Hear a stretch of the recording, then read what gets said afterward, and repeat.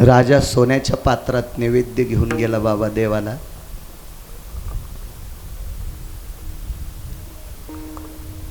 पण राजानं नैवेद्य ठेवल्याच्या नंतर त्याच्यावरलं पात्र काढलं, झाकण काढलं, त्याच्यावर तुळशीची मंजूळ ठेवली आणि मंत्र म्हणायला आम्ही लोक होतो.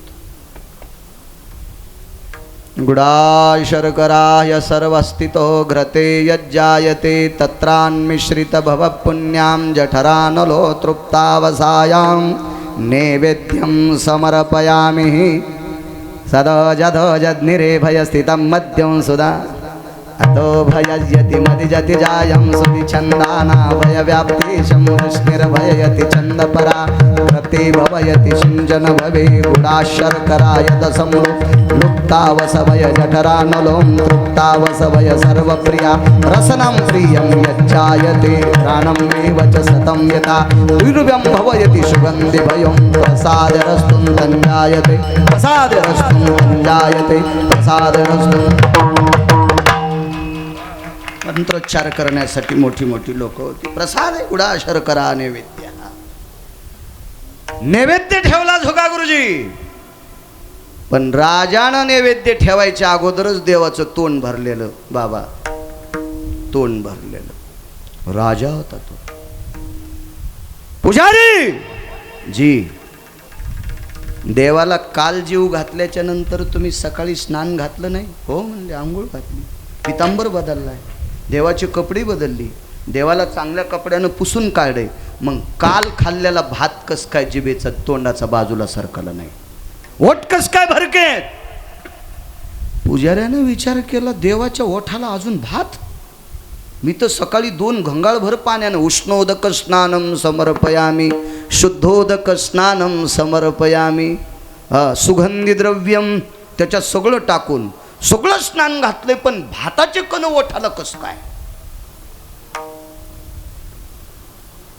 राजानं सगळ्यांना सांगितलं, उद्यापासून तुमची ड्युटी बंद. संध्याकाळी दुपारी निरोप लागला 3-4 वाजता. राजा महाराज, पुजाऱ्याचा दोष नाही, तुमच्या अगोदर एका माऊलीनं नैवेद्य ठेवला होता, एका स्त्रीनं नैवेद्य ठेवला होता. तर पुजाऱ्यांना विचारलं, नैवेद्य घेऊन कोण आलतं? आतापर्यंत आपल्या देवाला तुमच्या व्यतिरिक्त नैवेद्य नाही. तुम्ही जर गावाला गेले तर तुमचे पुत्र घरी नसतील तर प्रधानजी, याच्या व्यतिरिक्त कोणीही देवाला नैवेद्य ठेवत नाही. कोण्या बाईची ताकद आहे देवापुढे नैवेद्य घेऊन यायची? कोण सांगतंय? साधा माणूस होता मळकट कपड्याचा. त्यानं सांगितलं, ती तुम्हाला दिसत नाही, ती घरूनच जीव घालती, घरूनच जीव घालती. आणि मग निकषांती मुद्द्यावर येतो. अंगीकार ज्यांचा केला नारायणे. 2 मुद्दे सांगतो मग पूर्णविराम. मग मला पुरा.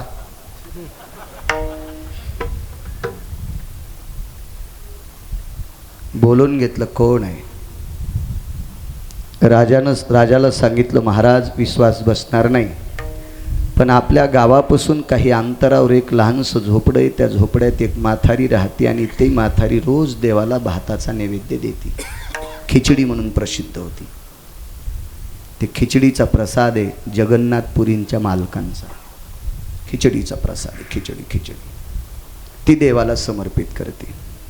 आता मंत्री, महामंत्री, गुमास्ते, प्यादा, ही सगळी जी भवतालची होती का, ही सगळी माणसं म्हणले, याच्या गोळ्या संपल्यात, हे काही बी बोलतंय, याला हाकलून द्या.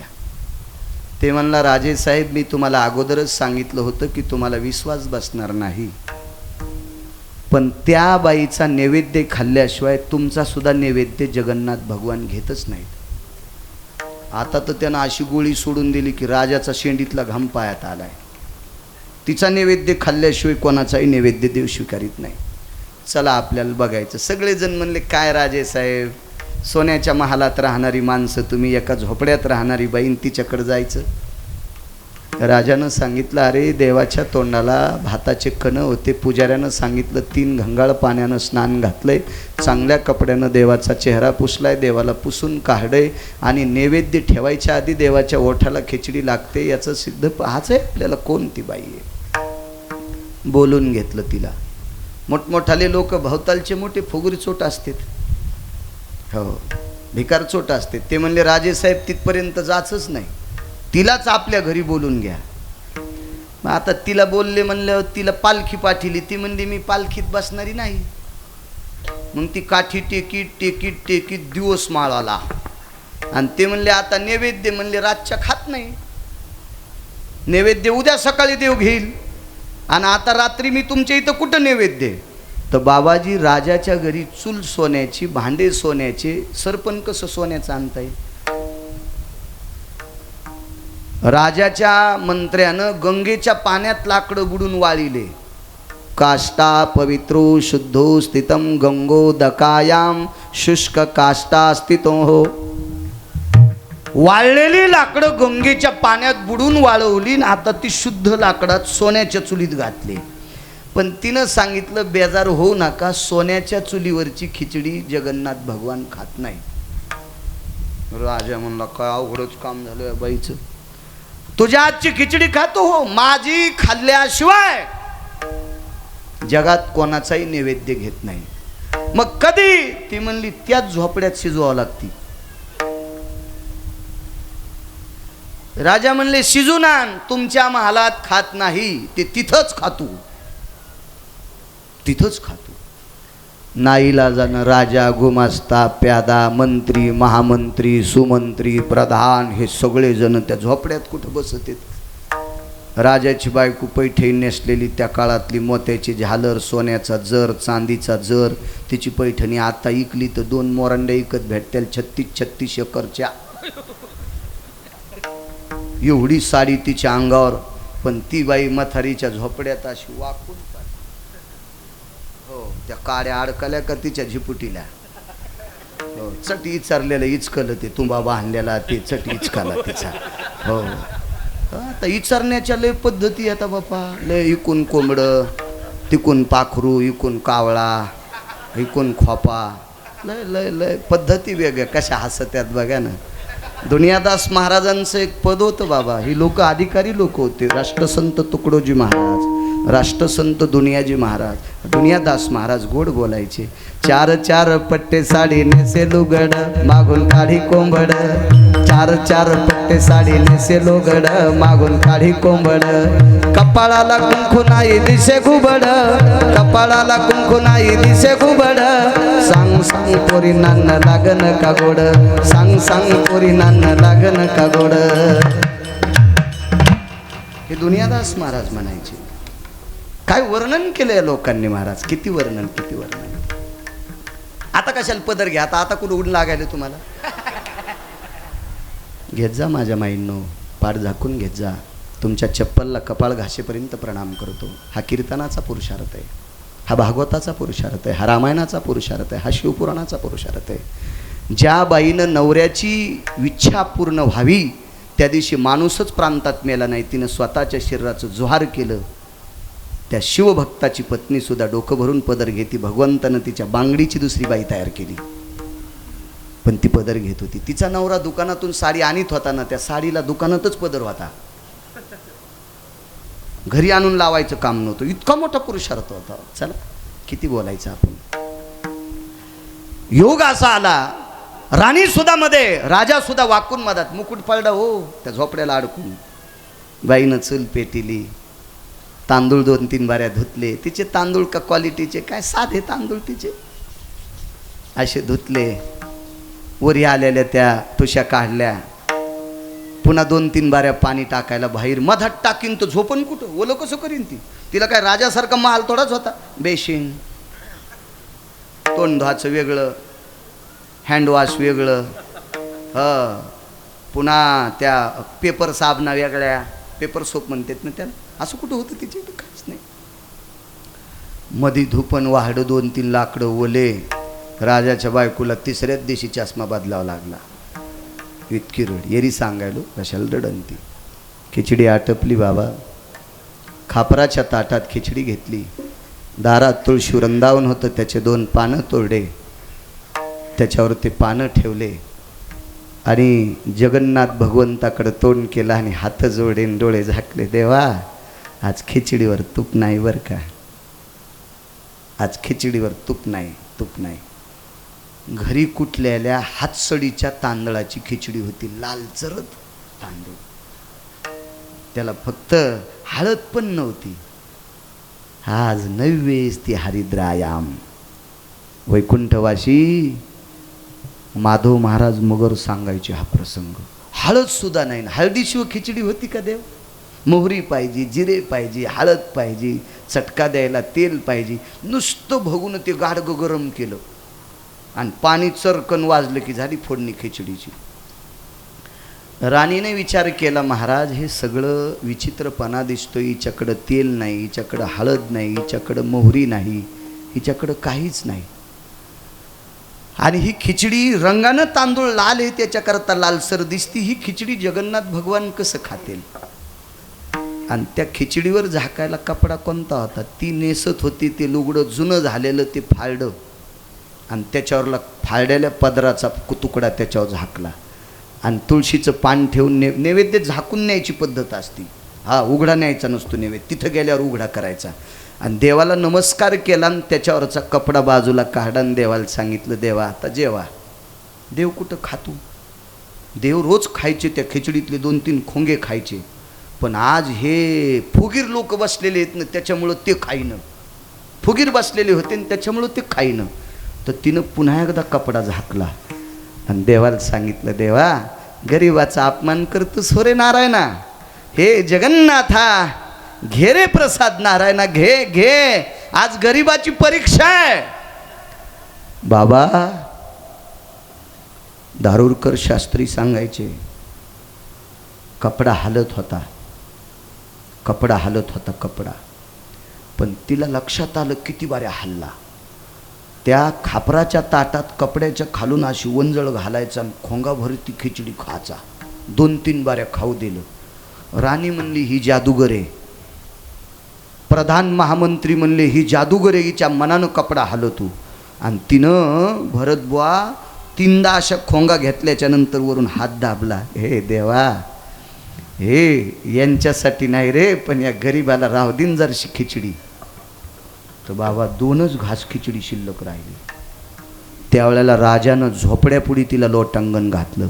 आजचा पुरावा सांगतो, आजचा आज जगन्नाथ भगवंताची खिचडी त्याच जागेवर तयार होती, तिथंच तयार होती, तिथं केलेलाच नैवेद्य तिथं जातोय. दृष्टांत संपला. सोन्याच्या चुलीवर केलेली खिचडी जगाचा बाप खात नव्हता, आणि झोपड्यात राहणाऱ्या एका सामान्य बाईच्या खिचडीचा नैवेद्य स्वीकारित होता. का? अंगीकार ज्याचा केला नारायण, अंगीकार ज्याचा केला नारायण, अंगीकार ज्याचा केला नारायण, अंगीकार ज्याचा केला नारायण, अंगीकार ज्याचा केला नारायण, अंगीकार ज्याचा केला नारायण, अंगीकार ज्याचा केला नारायण,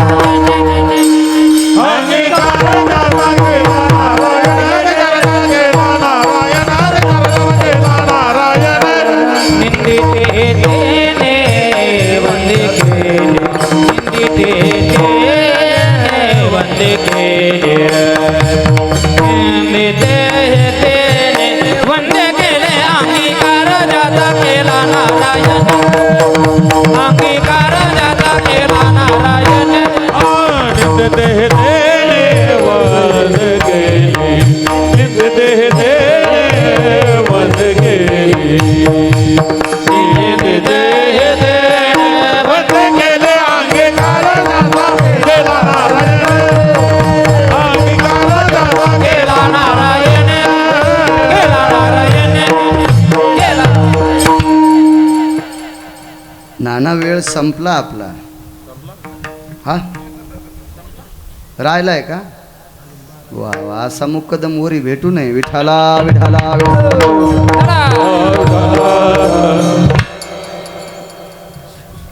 संपलं म्हणलं की पाखरं उडायलेत बाबा. एक मुद्दा सांगतो हरिबा, तुम्हाला सोडतो प्रमाण. शेवटचा ऐका राजे हो. कोण्याही नालायकानं आपल्याला जर मोठं म्हणलं तरी काही कामाचं नसतं. ही काही कामाकरता आपल्याला मोठं म्हणत असतील, पण पंढरपुरातल्या मालकानं आपल्याला मोठं म्हणावं त्याचं काहीच आपल्याकडून काम नाही. त्यानं मोठं म्हणलं की काम होतंय, त्यानं मोठं म्हणलं की. किती मोठी, कोण मोठं म्हणतंय हा महत्वाचा भाग आहे.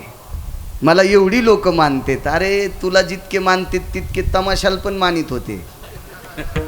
काही काय ना 150 एकर फुकल्यात त्या घुंगरायच्या नादानं. काय तुला मानणं म्हणजे लय मोठी गोष्ट आहे का? ज्याला देव मानतोय ते मोठे महात्मे सांगायचे आळंदीचे, लोकमान्य होता येईल पण देवमान्य आणि संतमान्य होणे इतकं सोपं नाही.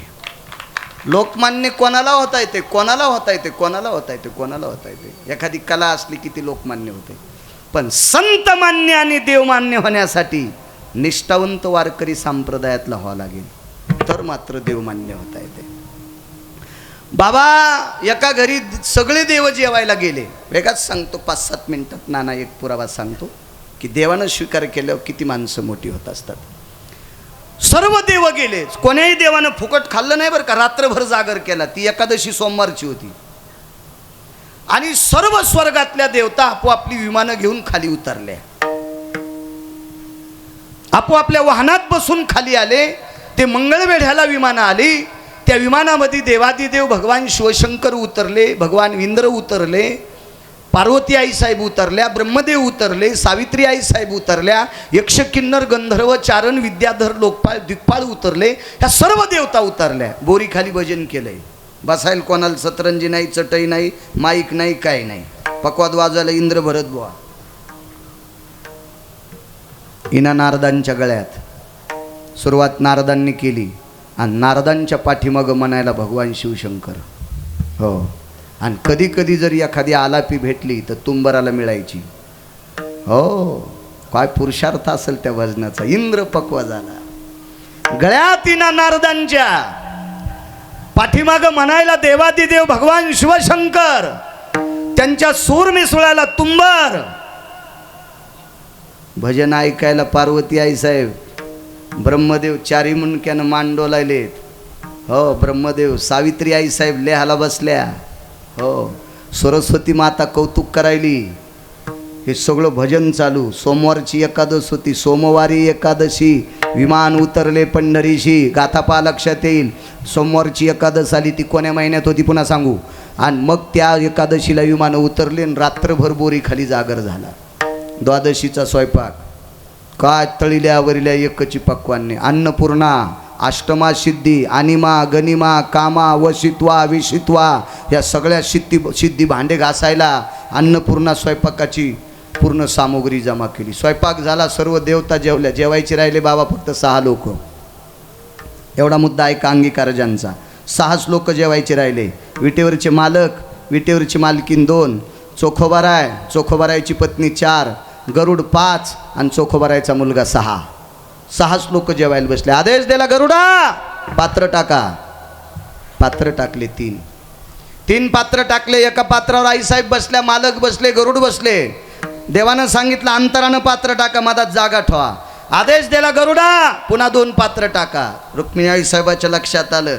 दोन्हीकून 2 पात्र घेतील. चोखोबारायला आणि सोयराबाईला जवळ घेतील. गरुडाला सांगितलं 1 पात्र इकडं द्या. आणि स्वतःच्या डाव्या मांडीला उजव्या मांडीला 1 पात्र टाकलं. तिथं सोयराबाईला बसिलं. आणि जगाच्या मालकानं उजव्या मांडीला पात्र टाकलं. तिथं चोखोबारायला बसिलं. चोखोबाराय हरिजनाच्या कुळातले. तुम्ही आम्ही त्यांना मंदिरात येऊ दिलं नाही. या कुळातले चोखोबाराय जेवायला बसले. भातावर तूप वाढलं, कालवलं सगळं. हे सगळं कालवल्याच्या नंतर श्लोक झाला, गजर झाला आणि देवानं साखर तूप भाताचा घास इथपर्यंत आणला. विटेवरच्या मालकीनीनंही दाढीपर्यंत घास आणला. गरुडानंही स्वतःच्या दाढीपर्यंत घास आणला. पण चोखोबारायनं घास नुसता ताटातून असा वरी उचलला आणि चोखोबारायच्या धर्मपत्नीनं 5ची बोटं पात्राकडेच होते. देवानं सांगितलं चोखा जेवानं, तर भगवंताला चोखोबाराय काहीच म्हटले नाही. तेवढ्या अवकाशात आईसाहेबांना सांगितलं सोयरा जेवण ग. तर सोयराबाई 2-3 बाऱ्या ऐकल्यावर काहीच नाही म्हणल्या. तिसऱ्यांदा म्हटल्याच्या नंतर नुसते पापण्यावरी केल्या आणि 50 फुटाच्या अंतरावर बोरीच्या बुडाला बसलेल्या पोराकडे पाहिलं. कर्ममेळा तिथं बसलेला होता. 11.5 ते 14 वर्षाचं वय आहे.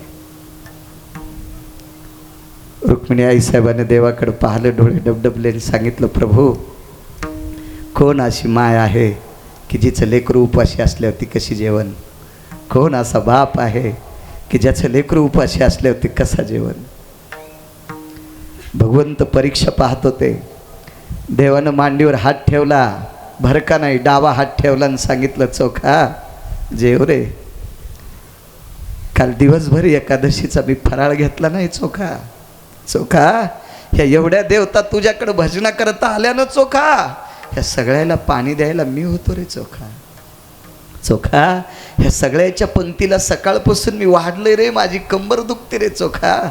रुक्मिणी आईसाहेबानं सांगितलं, सोयराज जेव ग, या सगळ्यांना तूप मी वाढलंय. सोयराज जेव ग, भूक लागली आम्हाला, आता भूक लागली. सोयराबाईनं सांगितलं, आईसाहेब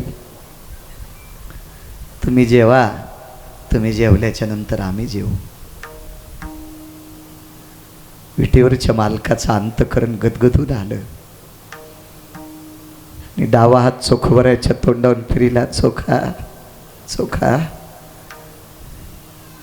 बाळा, मुलगा उपाशी याच्याकरता तुला जेव्हा वाटत नाही? जी मालक, जी जी जी मालक जी, मायबाप जी. बाप हा शब्द चोखोबरायने प्रसिद्ध केला महाराष्ट्रात. चोखोबरायच्या अगोदर देवाला बाप कोणी म्हणत नव्हतं. जयासाठी तप धावा, तो हा उघडाची पाहवा, जयासाठी यज्ञ तपन, तो हा मदनाचा बाप. बाप शब्द माय बापा, इतकं गोड लेकरू आहे माझं माय बापा. भगवंता, हे झाल्यापासून तुमचं भजन करतोय. उपजताची कर्म मेळान वाचे विठ्ठल सावळा. झाल्या झाल्या मी याला खांद्यावर घेतलं देवा. खांद्यावर घेतल्याच्या नंतर याच्या तोंडातून विठ्ठल विठ्ठल नाव येत होतं. उपजलं त्यापासून त्याच्या जिभेवर विठ्ठलाचं तुमचं नाव कोरलेलं आहे. इतका पवित्र वारकरी माझ्या पोटी घातला देवा. माझ्या बाबांचा, रानोबांचा आशीर्वाद आहे की तुझ्या पोटी चांगला पुत्र जन्माला येईल. माझ्या बाबानं दिलेला आशीर्वाद आहेत. माझ्या बाबाने जीवनभर तुमची वारी केली प्रभू. आणि असा निष्ठावंत वारकरी माझा पुत्र, त्याला उपाशी ठेवून जेवू कसा? आईसाहेबांनी सोयराबाईचे डोळे पुसले. जगाच्या बापाने स्वतःच्या पितांबरानं चोखोबरायचे डोळे पुसले. चोखा मी धन्य आहे, मला माहीत होतं तुमचा मुलगा काय. मी याच्याकरता त्याला पात्र टाकलं नाही. मला त्याला पात्रावर जीव घालायचं नव्हतं, मला त्याला स्वतंत्र जीव घालायचं नव्हतं. आणि चुटकी वाजल्याबरोबर आवाज दिला, कर्ममेळा. भरत नुसते डोळ्याचे पापनवरी केले. हो ये बाळा. बाबा येत नाही कर्ममेळा, पण त्यानं त्याच्या बाबाकडे पाहिलं आणि चोखोबरायन खुनीलं, जाय बाबा, जगाचा बाप बोलवतोय जाय. आणि कर्ममेळा जवळ बोलवला. उभे राहिले. महाराज, आईसाहेबाची गडबड झाली, याला कुठं बसवा, कुठं बसवा, कुठं बसवा. चोखोबरायची गडबड झाली, आपण कुठं बसवावा. सोयराबाईची गडबड झाली, आपण कुठं बसवावा. गरुडाने विचार केला कुठं बसवावा. यांच्या गडबडीत पंढरपुरातल्या मालकानं साधून घेतलं कर्ममेळा मांडीवरी. कर्ममेळ्याला डाव्या मांडीवर बसिलं. ये बाळा ये ये ये ये. देवानं स्वीकार केलं. माणसं किती मोठी होती कल्पना करा ना. स्वतःचा साखर भात आणि तूप लावलेला तो भात दाढीपर्यंत आलता.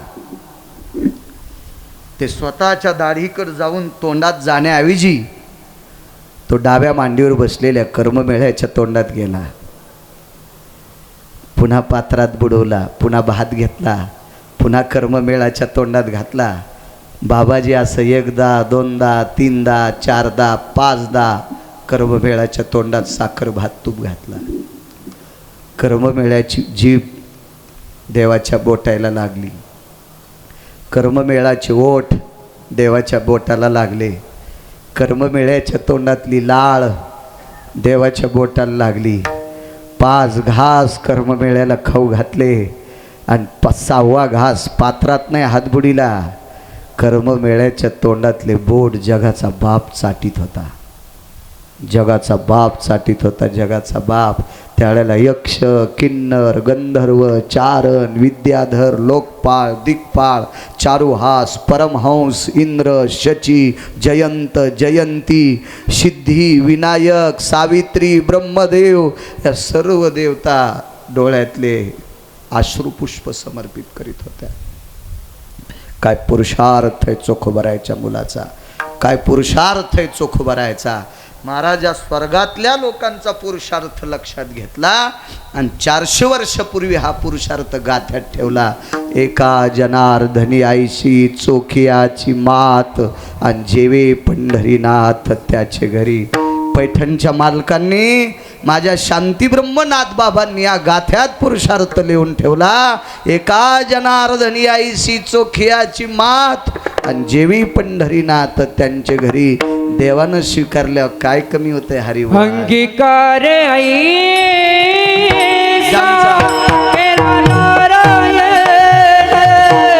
अंगीकार जाचा केला नारायण. हो अंगीकार जा